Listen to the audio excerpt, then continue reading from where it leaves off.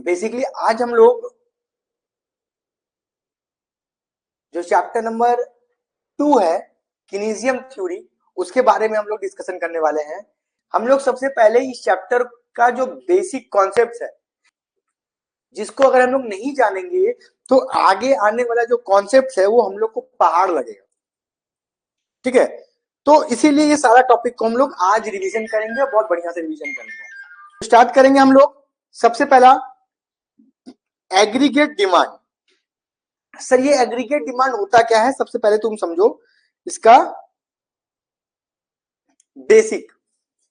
किसी भी इकोनॉमी के अंदर, किसी भी देश के अंदर, किसी भी इकोनॉमी, किसी भी देश के अंदर बेसिकली तीन लोग हैं या तीन सेक्टर्स हैं, ए, बी और सी।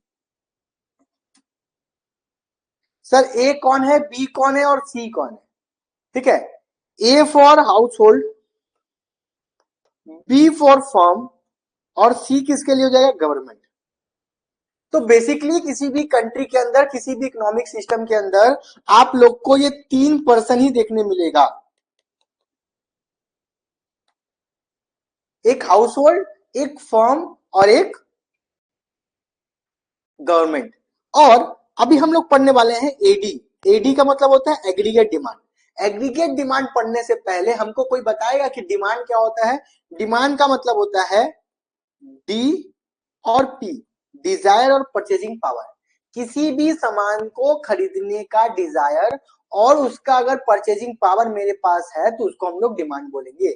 मतलब कि अगर किसी भी कंट्री के अंदर ए बी और ए और बी दो लोग रहते हैं, ये दोनों ही लोग 5 kg राइस खरीद रहे हैं, इसका मतलब, इस स्टेटमेंट का मतलब क्या हुआ कि ए और बी दोनों मिलके 5,000 5 kg राइस खरीदना चाह रहे थे और वो खरीदे।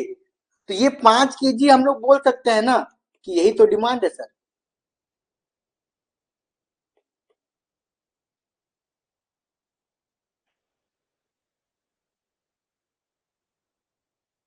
ये 5 kg सर यही तो डिमांड हुआ हम लोग का, कि हम कितना खरीदना चाह रहे हैं चीजों को और मेरे पास खरीदने का क्षमता है।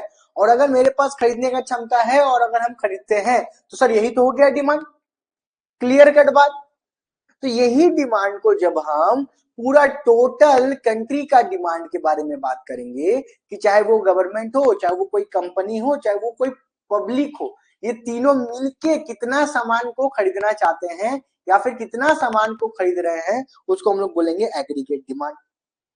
इसका मतलब अभी हम तुमको सीरियल एकदम सरल भाषा में समझा रहे हैं कि मान लो government plus firm plus, sorry, government firm और हाउस होल्ड, ये तीनों मिलके जितना रुपया का गुड्स एंड सर्विसेज किसी भी अकाउंटिंग पीरियड के अंदर, मतलब 1 साल के अंदर खरीद रहा होगा, उसी को उस कंट्री का हम क्या बोलेंगे? जो भी ये परचेस करेगा, क्या परचेस करेगा? Goods and services.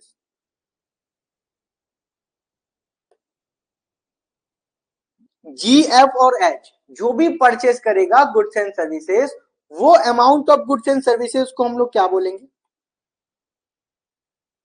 वो amount of goods and services हम लोग क्या बोलेंगे सर? वो amount of goods and services को हम बोलेंगे एडी, एग्रीगेट डिमांड। समझ में आया सबको कि कंट्री के अंदर जितने भी लोग हैं वो जितना भी सामान को खरीदना चाहते हैं, ठीक है, चाहे वो फर्म हो, चाहे वो कोई कंपनी हो, चाहे वो कोई हाउस होल्ड हो, ये तीनों मिलके जितना भी सामान को खरीदना चाहेंगे उसको हम लोग बोलेंगे एग्रीगेट डिमांड। ठीक है, क्लियर हुआ? अच्छा, इसको अगर हम थोड़ा सा चेंज करें, हम क्या बोले कि ये जी, एफ और एच जितना भी रुपया का गुड्स एंड सर्विसेज परचेस करेगा उसको एग्रीगेट डिमांड बोलेंगे। इसका मतलब कि ए, एफ और एच, जी, एफ और एच जितना भी खर्चा करेगा, total expenditure,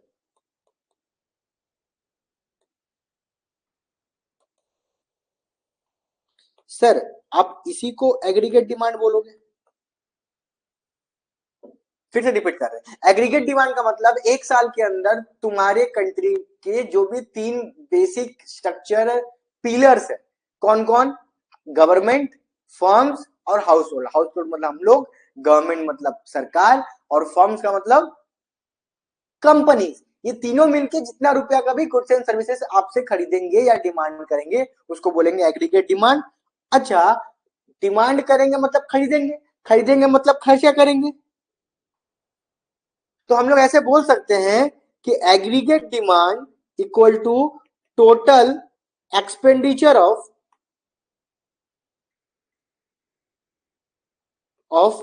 an economy.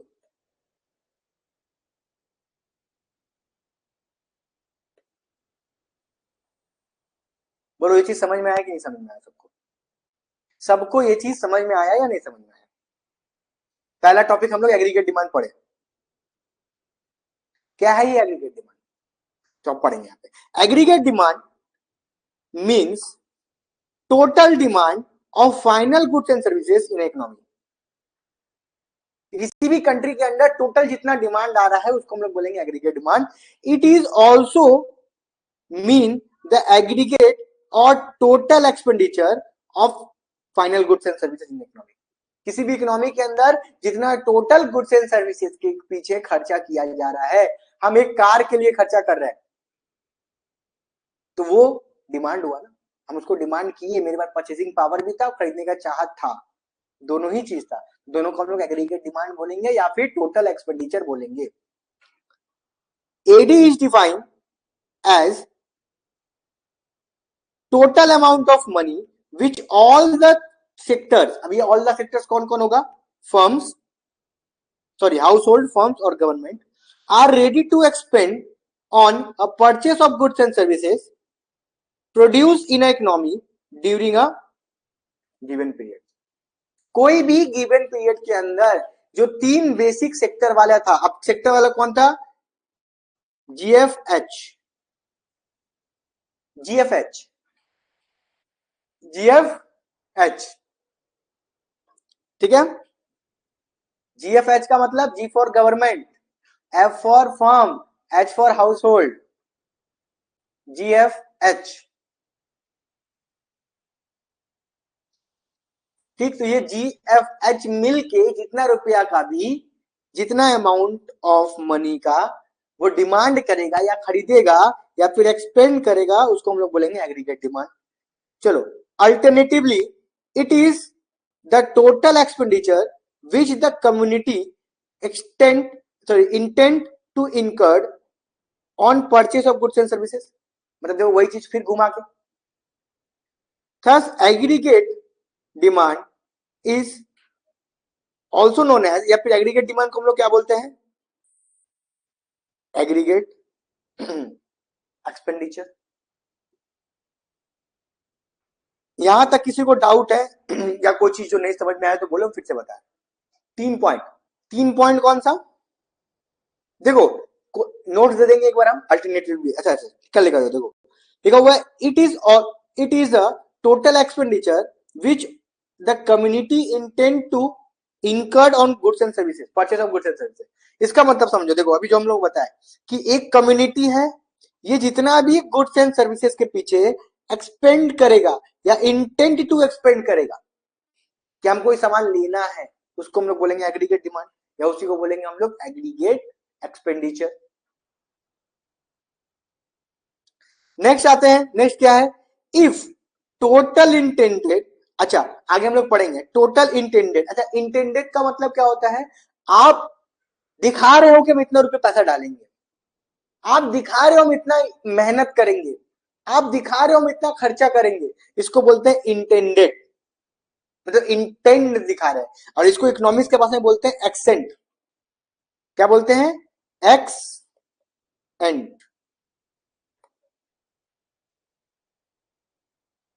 Accent का मतलब कि जो चीज आप प्लान्ड कर रहे हो, आगे हम लोग पढ़ेंगे, जो चीज आप प्लान्ड कर रहे हो, प्लान कर रहे हो मतलब कैसे, देखो यहां पे लिखा हुआ है ex ante savings and investment, ex post savings and investment.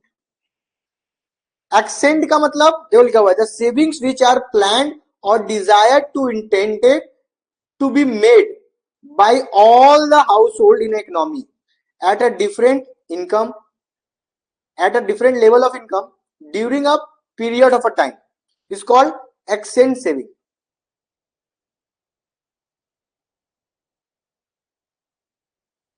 सुनो, डिमांड और एग्रीगेट डिमांड में देखा, थोड़ा इसको बता दो, इसको फिर बता रहे हैं।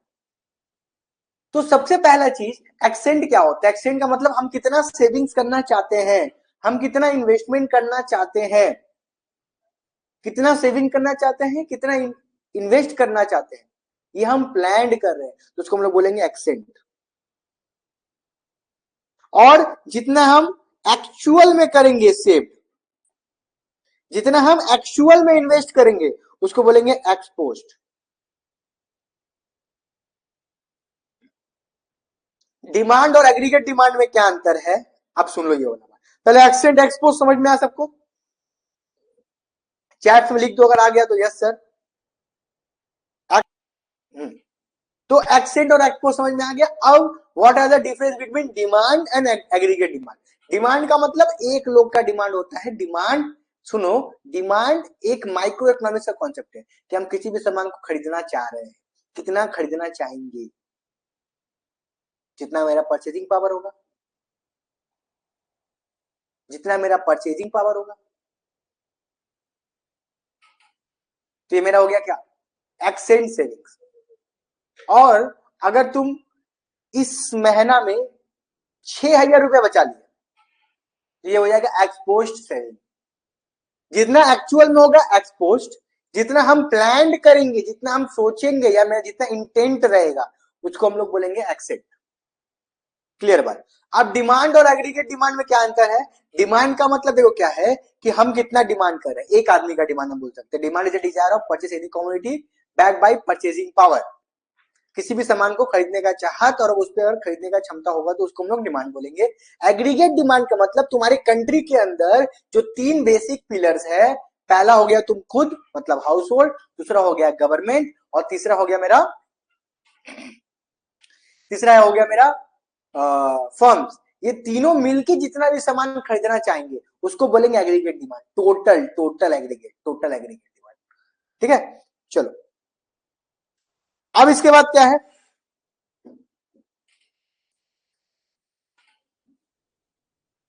अब किसी भी कंट्री का एग्रीगेट डिमांड कब बढ़ेगा? तो if total intended expenditure of buying all the output is larger than before, it means rise in aggregate demand. अगर आप पिछले साल से इस साल ज्यादा खरीदना चाहोगे तो आपका डिमांड बढ़ेगा। सिंपल सा बात। पिछले साल हम 100 रुपए का कुछ दुर्गा पूजा में खर्चा किए थे, इस बार हम इंटेंट है, हम सोच के रखे हैं कि इस बार तो हम 100 से ज्यादा ही खर्चा करेंगे, इस बार हम 150 रुपया खर्चा करेंगे।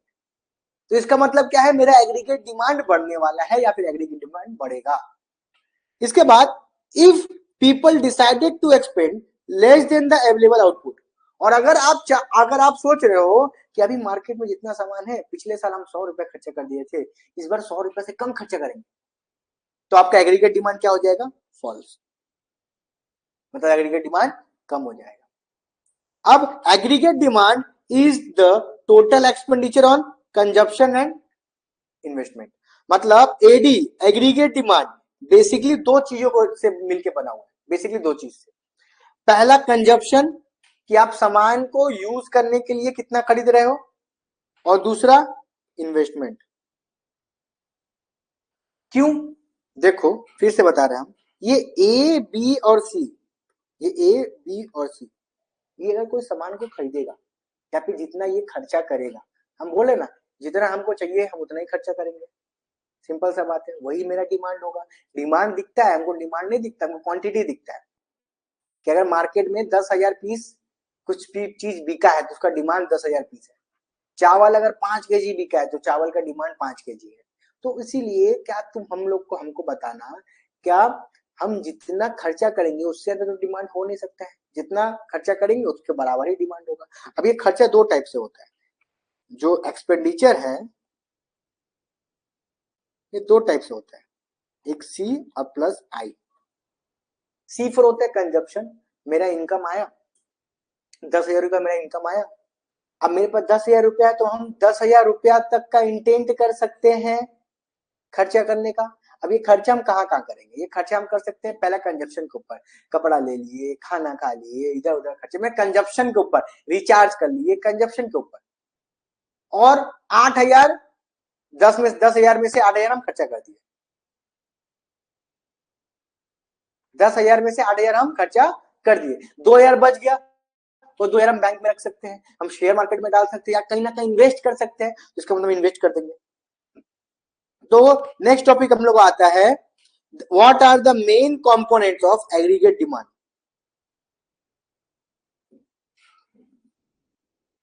What are the main components of aggregate demand. तो सबसे पहला क्या हो जाएगा, हाउस होल्ड कितना सामान परचेस कर रहा है, मतलब कंज्यूम कर रहा है, प्लस प्राइवेट इन्वेस्टमेंट डिमांड। अच्छा, ये प्राइवेट इन्वेस्टमेंट डिमांड कौन कैसे होगा? प्राइवेट इन्वेस्टमेंट डिमांड मतलब कितना रॉ मटेरियल का डिमांड है, कितना आप मशीन खरीदना चाह रहे हो। इसके बाद आप गवर्नमेंट कितना गुड्स एंड सर्विसेज को खरीद रहा है या डिमांड कर रहा है, नेट इंपोर्ट एक्सपोर्ट। तो इसका फॉर्मूला क्या हो जाएगा, एडी इक्वल टू, अगर कंपोनेंट देखें तो हम हाउस होल्ड हम कितना कंज्यूम कर रहे हैं, प्लस कितना इन्वेस्टमेंट आ रहा है, आई, कितना गवर्नमेंट खर्चा कर रहा है, और plus export minus import, x minus है, एक्स माइनस है, यही तो हो जाएगा। किसी कंट्री के अंदर यही तो खर्चा हो जाएगा, या तो आप कंजप्शन पे खर्चा कर रहे हो, या तो इन्वेस्टमेंट में खर्चा कर रहे हो, या तो गवर्नमेंट खर्चा कर रहा है, और या फिर जो इंपोर्ट एक्सपोर्ट हो रहा है बाहर का। ये एक्चुअल इक्वेशन हो गया। एक्चुअल इक्वेशन मतलब AD equal to C plus I plus G plus X minus M, ये हो गया।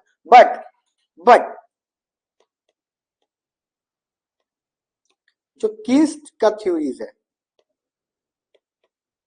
जो कीन्स का थ्योरी है ना, कीन्स का थ्योरी बोलता है कि भाई एडी इक्वल टू ना सी प्लस आई है, बस इसको इग्नोर करो, इसको इग्नोर करो, ये कुछ काम का नहीं है, ये दोनों को इग्नोर करो, ये कुछ काम का नहीं है। तो what are the components of AD, पहला क्या हो जाएगा देखो, C for consumption, I for investment, G for government, X minus M. X minus M को हम लोग क्या बोलते हैं, नेट एक्सपोर्ट। ठीक है, अब इसके अंदर देखो क्या लिखा हुआ है, हाउस होल्ड और private consumption of a demand, it is defined as the value of goods and services that household are able and willing to buy। वो चीज जो हम बता रहे हैं, कंजप्शन, सी फॉर कंजप्शन, यहाँ पे मेरा सी हो जाएगा, एच फॉर ये हो जाएगा सी, पहला सी हो गया, कितना हाउस होल्ड खरीदना चाहेगा चीजों को।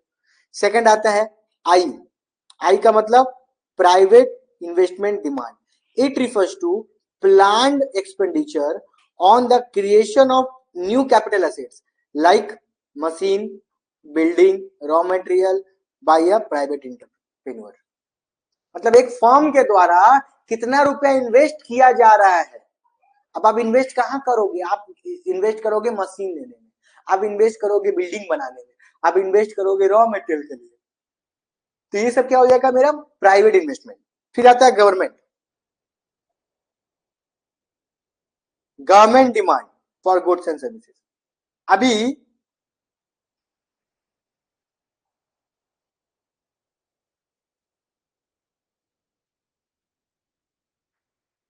अभी समझो, यूपी में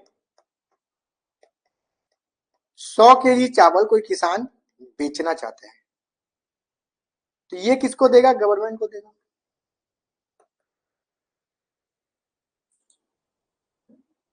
तो गवर्नमेंट को हम बेच दिए ये 100 kilo,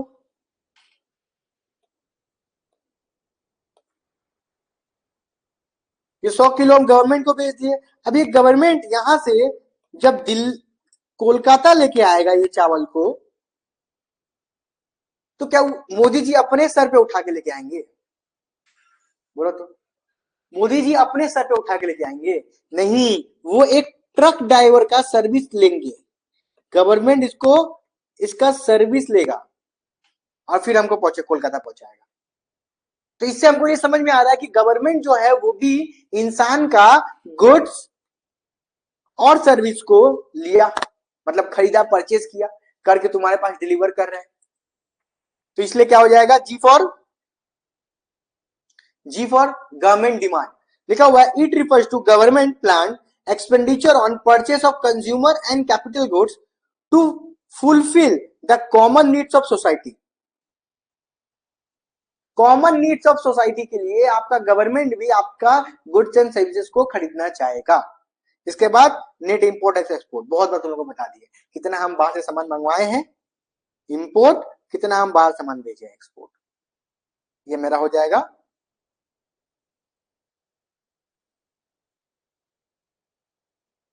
equation AD equal to C plus I plus J plus X minus, but Keynes take the AD as the sum total of first two component named C and I। Keynes theory किसको ले लिया, सिर्फ demand लिया, sorry सिर्फ consumer लिया और investment लिया। अच्छा, अब इसका कर्व कैसा होगा समझो, इसका कर्व कैसा होगा, कर्व बहुत सिंपल होगा। देखो सबसे पहले आई फॉर इन्वेस्टमेंट, अगर हम शॉर्ट टर्म का बात करें, एक साल का बात करें, तो एक साल के अंदर आप अपना या किसी भी कंपनी का इन्वेस्टमेंट उतना नहीं बढ़ाओगे। इन्वेस्टमेंट उतना बढ़ता नहीं है। इन्वेस्टमेंट क्या होता है, मोर और लेस सेम ही होता है within the short run और within the short period. Investment कैसा रहेगा, फिक्स्ड रहेगा। तो ये हो जाएगा आई। इन्वेस्टमेंट मेरा क्या है, फिक्स्ड है, इतना रुपए इन्वेस्ट करना ही करना है। इन्वेस्टमेंट आप झट से बढ़ा या घटा नहीं सकते हो। ये जो नीचे एक्स एक्सिस है ये है इनकम, और ये वाई एक्सिस है ये है सी और आई। तो पहले हम लोग इन्वेस्टमेंट लिख दिए। इन्वेस्टमेंट कैसा होगा, हॉरिजॉन्टल स्ट्रेट लाइन। क्यों होगा ये हॉरिजॉन्टल स्ट्रेट लाइन, क्योंकि शॉर्ट रन के अंदर आप इन्वेस्टमेंट घटा बढ़ा नहीं सकते हो जल्दी, वो हमेशा सेम रहेगा at a same level of या at a different level of income, वो सेम ही होगा। बट कंजप्शन जैसे जैसे इनकम बढ़ेगा, अगर हम अभी ज्यादा कमा रहे हैं तो हम आगे क्या करेंगे, ज्यादा कंज्यूम करेंगे। मतलब जैसे जैसे मेरा इनकम बढ़ेगा मेरा कंजप्शन बढ़ेगा, सिंपल सा बात है। तो इसका कर्व कैसा बनेगा, स्ट्रेट लाइन, इसको हम लोग बोलेंगे सी, इसको हम लोग बोलेंगे सी। तो यहाँ पे हमको आई मिल गया, यहाँ हमको मिल गया सी। अब ये दोनों को जब जोड़ेंगे, सी प्लस आई करेंगे तो आएगा एडी। तो इसका कर्व कैसा होगा, ठीक सी के ऊपर, सी के ऊपर में ऐसे एडी। और ये जो बीच का डिफरेंस है ना, ये जो बीच का डिफरेंस है, इसी बीच का डिफरेंस को हम लोग बोलेंगे ऑटोनोमस इन्वेस्टमेंट। अब तुम लोग बोलो, तुम लोग को मन में आएगा सर ऑटोनोमस इन्वेस्टमेंट क्या होता है। चलो देख लो यहाँ पर ऑटोनोमस इन्वेस्टमेंट। इन्वेस्टमेंट दो टाइप का होता है। इन्वेस्टमेंट क्या होता है, investment means expenditure made on a purchase of new capital assets like machine, tools, equipment, inventories. ये दो टाइप का होता है, एक होता है इंड्यूस्ड इन्वेस्टमेंट, एक होता है ऑटोनोमस इन्वेस्टमेंट। अगर आप कोई इन्वेस्टमेंट कर रहे हो for the motive of profit earning, अगर आप प्रॉफिट कमाने के लिए कुछ अर्निंग कर रहे हो तो उसको आप बोलोगे इंड्यूस्ड इन्वेस्टमेंट। और अगर आप सोसाइटी का वेलफेयर के लिए, सोसाइटी का वेलफेयर के लिए अगर आप इन्वेस्ट कर रहे हो तो उसको बोलोगे ऑटोनोमस इन्वेस्टमेंट। ये क्या होता है देखो, it is constant and given the amount in a show by horizontal straight line. मतलब ये कैसा होता है, हॉरिजॉन्टल स्ट्रेट लाइन। देखो यहां दिया हुआ है autonomous investment, horizontal straight line और इंड्यूस्ड बढ़ेगा क्योंकि प्रॉफिट्स है। जितना ज्यादा प्रॉफिट होगा उतना ज्यादा इन्वेस्ट करोगे, जितना ज्यादा इनकम बढ़ेगा उतना ज्यादा इन्वेस्ट करोगे। तो इन्वेस्टमेंट दो टाइप का, एक इंड्यूस्ड इन्वेस्टमेंट, एक होता है ऑटोनोमस इन्वेस्टमेंट। इंड्यूस्ड इन्वेस्टमेंट का मतलब वो इन्वेस्टमेंट जो आपको प्रॉफिट अर्निंग देगा, जिसका आपका इंटेंशन रहेगा प्रॉफिट अर्निंग का।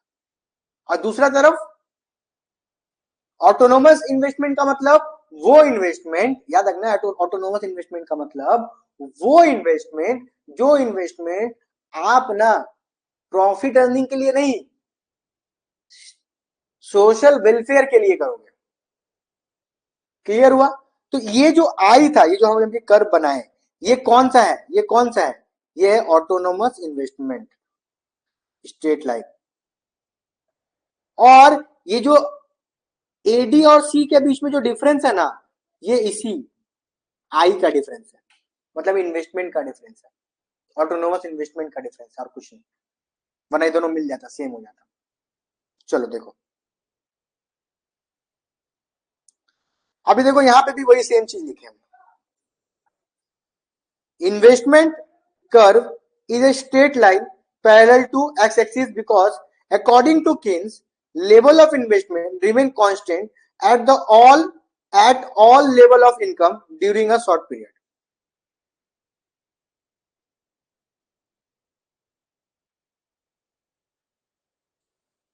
शॉर्ट पीरियड के अंदर, सुनो मेरा बात, शॉर्ट पीरियड के अंदर बेसिकली मेरा क्या रहेगा, जितने भी इन्वेस्टमेंट है वो बराबर होगा, इसलिए कर्व कैसा हो गया,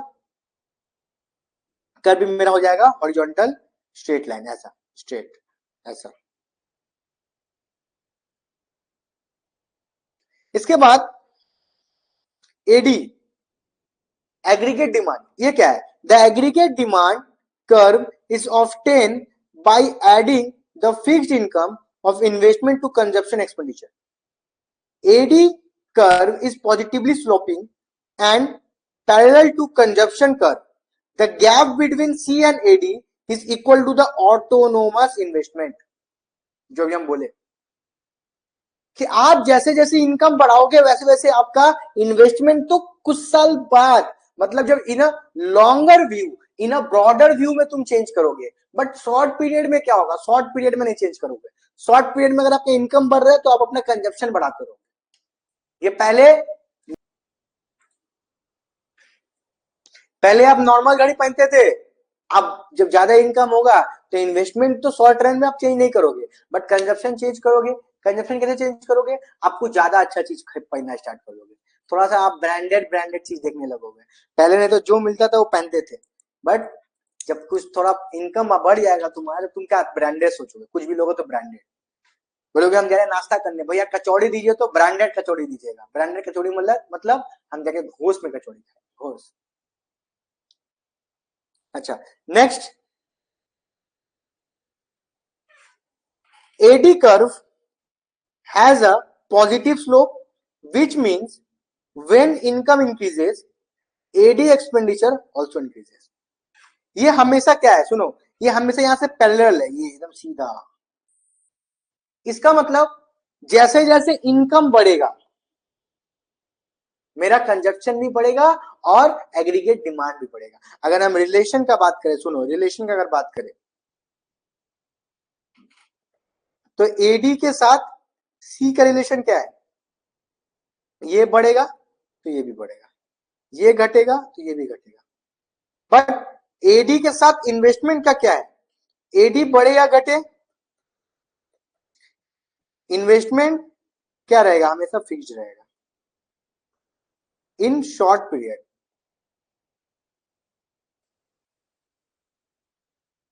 क्लियर? ये हो गया मेरा एग्रीगेट डिमांड। तो अभी तक हम लोग क्या क्या चीज पढ़ लिए, अभी तक हम लोग क्या क्या चीज पढ़ लिए, हम लोग पढ़े कि एग्रीगेट डिमांड क्या होता है, एग्रीगेट डिमांड जिसको हम लोग एग्रीगेट एक्सपेंडिचर भी बोल रहे हैं, ये पढ़े। उसका कंपोनेंट्स पढ़े, उसका कंपोनेंट्स पढ़े। उसके बाद कर्व पढ़े,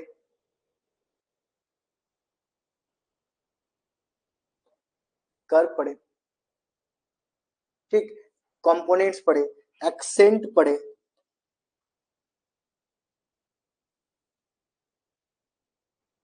एक्सेंट पढ़े, एक्स पोस्ट पढ़े। एक्सेंट का मतलब क्या होता है, याद रखना, प्लैंड। और एक्सपोस्ट का मतलब क्या होता है? एक्चुअल। एक्सेंट और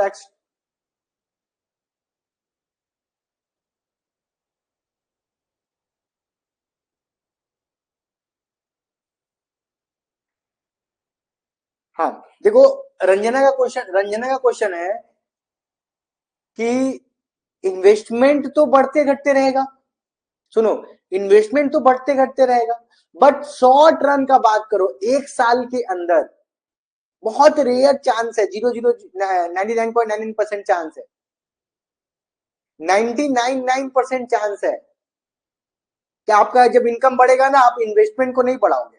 अच्छा, इन्वेस्टमेंट का मतलब पॉलिसी, लाइफ इंश्योरेंस पॉलिसी। अगर आपका इनकम बढ़ेगा तो पॉलिसी बढ़ा दोगे, और इनकम कम होगा तो पॉलिसी कम कर पाओगे? नहीं। लाइफ इंश्योरेंस अगर हम करवाएं, मेरा 3,000 रुपया महीना है, मेरा 10,000 रुपया इनकम है, तो 10,000 रुपया में से हम 3,000 रुपया इन्वेस्टमेंट हटा देंगे, बाकी 7,000 रुपया हम अपना कंजप्शन करेंगे। अब 15,000 रुपया मेरा इनकम हो गया किसी महीना, तो हम 3,000 रुपया इन्वेस्टमेंट के लिए हटा दिए और बाकी पैसा उड़ा दिए, मतलब खा पी लिए।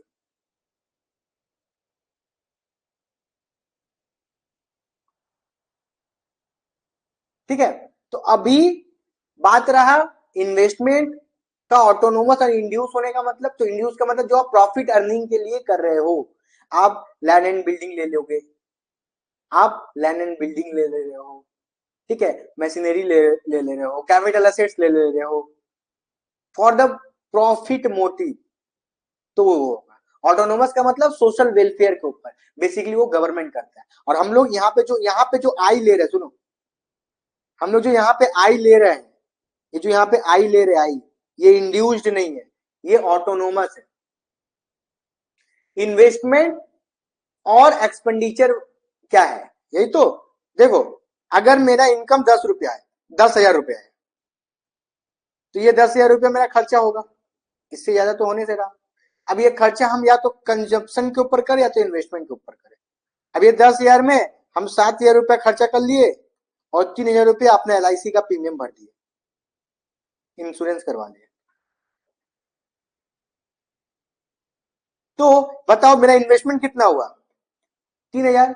इस इन्वेस्टमेंट को हम लोग बोलेंगे एक्सपेंडिचर। कौन सा एक्सपेंडिचर? Investment expenditure. और जो 7,000 रुपया हम खुद का खर्चा के लिए किए, उसको बोलेंगे हम लोग कंजप्शन एक्सपेंडिचर। एक्सपेंडिचर दो टाइप का, एक होता है कंजप्शन एक्सपेंडिचर, एक होता है इन्वेस्टमेंट एक्सपेंडिचर। कंजप्शन एक्सपेंडिचर के अंदर क्या आएगा?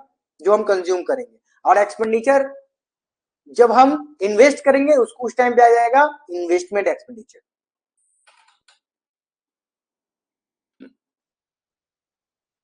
तो एक्सेंट एक्सपोस्ट हो गया, इन्वेस्टमेंट हो गया।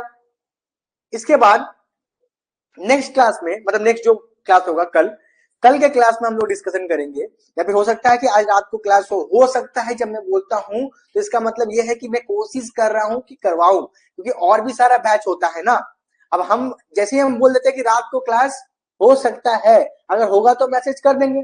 अब यहां से तुम लोग, सर क्लास नहीं होगा, क्लास नहीं होगा, क्लास नहीं होगा, अरे भाई होगा तो मैसेज कर देंगे, ठीक है। कोशिश करूंगा अगर आज रात को ही क्लास होगा तो आज की रात वाला जो क्लास में मैं एग्रीगेट सप्लाई और कुछ एक आध टॉपिक है, ठीक है, APC, APS, ये सब टॉपिक मैं कवर कर दूंगा आज रात को, ठीक है। तो थ्योरी के लिए इतना काफी है। ये नोट मैं अभी तुरंत भेज दे रहा हूँ ग्रुप में, इसको पहले देख, तब उसको घर पे पढ़ो। मिलते हैं, अगर रात को पॉसिबल होगा तो रात को, वरना नेक्स्ट क्लास में। चलो।